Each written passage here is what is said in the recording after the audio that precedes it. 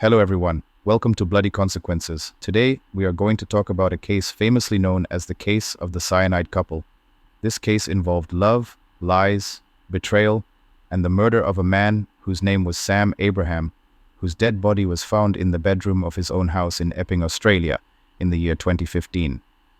So, let's start this case and find out what really happened. Sam Abraham hailed primarily from Kerela, India, but was living in Melbourne, Australia. He was a working professional in Australia.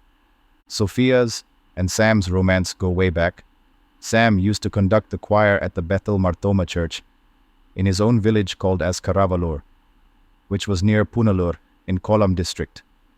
Sophia was also part of the same choir. Both started admiring each other, and it could be said like young men and women, they focused more on hitting on each other rather than hitting the guitar chords in the choir. Later they both started dating, and after spending some time with each other, both of them went up to their respective families to inform them about their decision to get married to each other.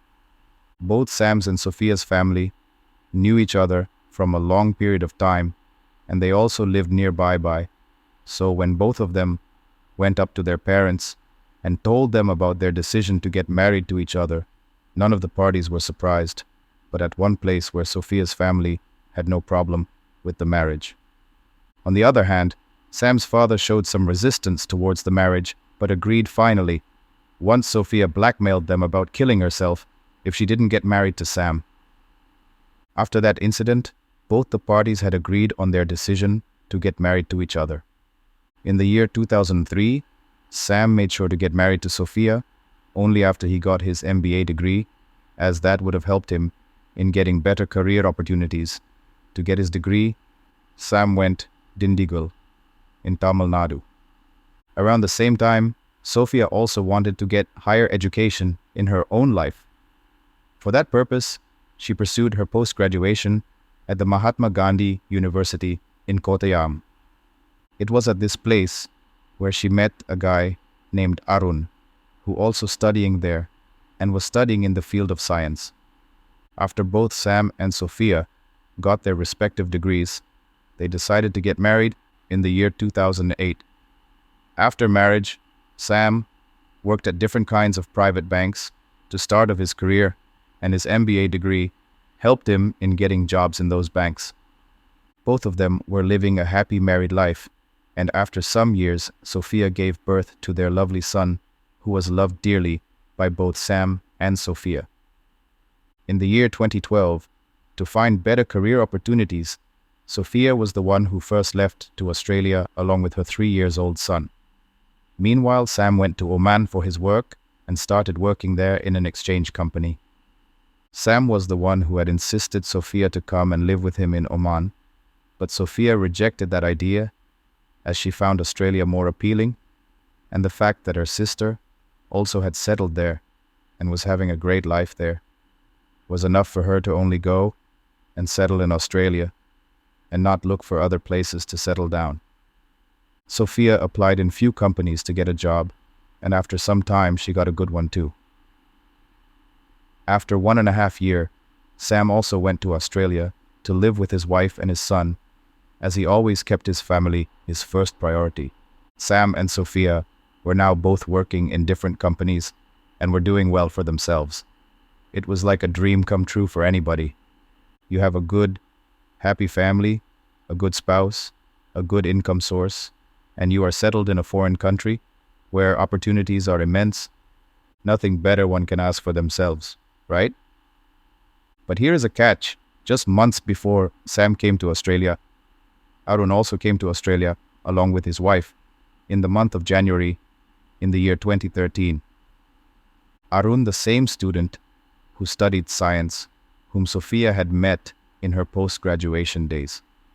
Arun also had a child and good wife, but that didn't stop him or Sophia to remain in touch with each other. They got close to each other. Both of them were in constant touch with each other. They would often write to each other and would even meet each other. Both of them developed feelings for each other and wanted to be together forever.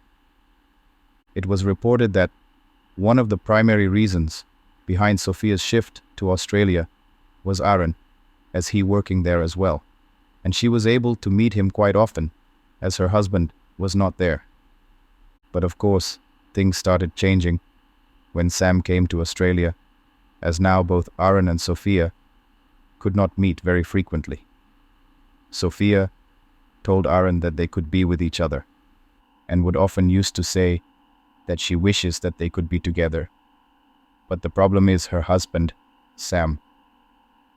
Aaron had also expressed his desire to have her in his life, and felt that it was Sam who was coming in between him and Sophia.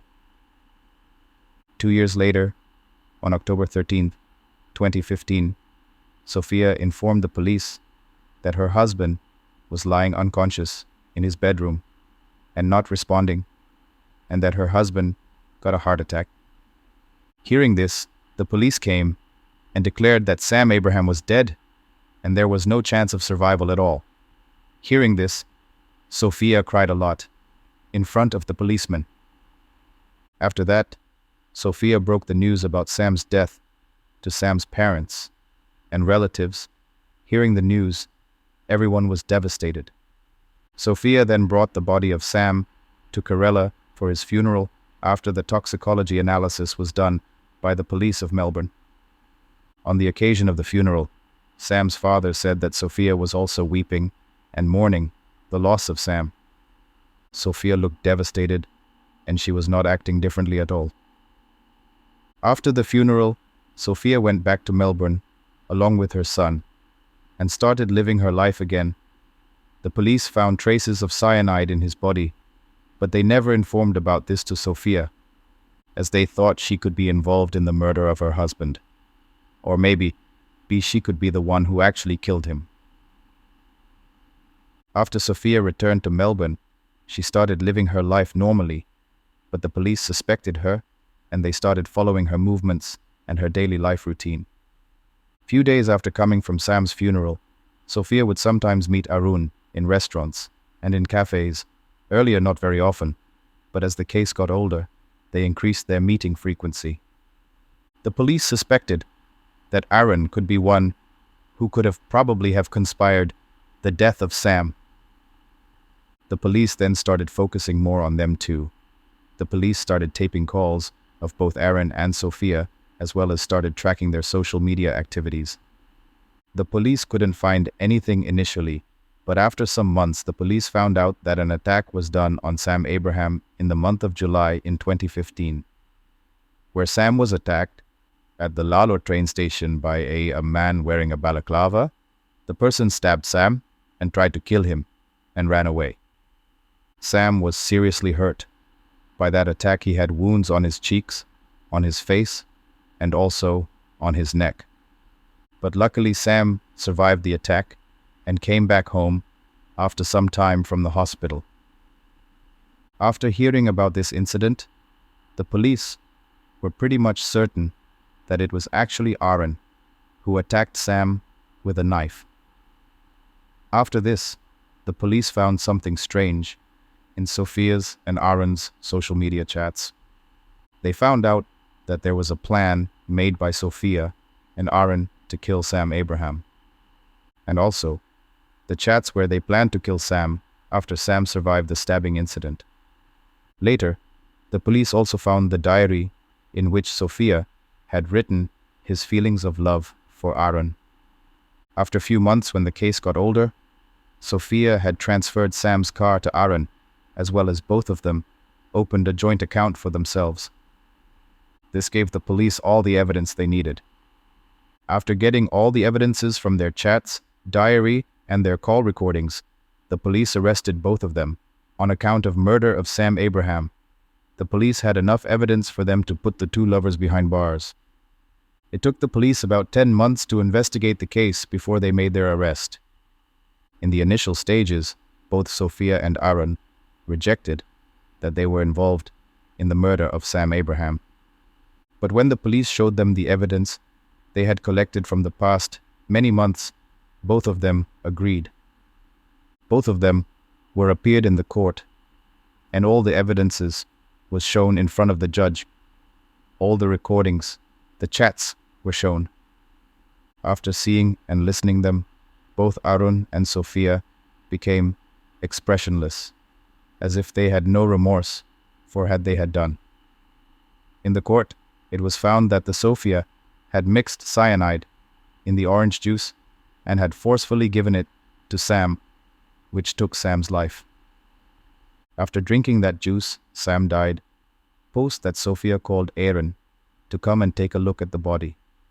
Aaron came to Sophia's house, and to make sure that Sam had died, he took the rest of juice that was left by Sam in the glass and shoved it down Sam's throat. Aaron was sure that Sam had died, and then he left the house and then asked Sophia to make the call to the police station. That's when Sophia called the police and did all the drama to show that she was extremely hurt by her husband's death. After hearing everything, and after looking at all the evidences that were presented in the court, the judge told Sophia that the one person who lost the biggest amongst all this drama was her son. Sophia was still not showing any expressions in the court, as if she was aware of blunder that she had done and knew that nothing could be corrected now. The judge didn't take much time and sentenced both Arun and Sophia to prison time. Arun was sentenced to 27 years of jail, and Sophia was sentenced to 23 years of jail time on the account of murder of Sam Abraham. After hearing what had happened to Sophia, Sam's family was extremely shocked. They couldn't believe that Sophia could have killed their son and that she was having an affair outside the marriage. But they were happy after finding out that the Sophia and her lover were sentenced to prison and were relieved that their son got the justice that he rightfully deserved.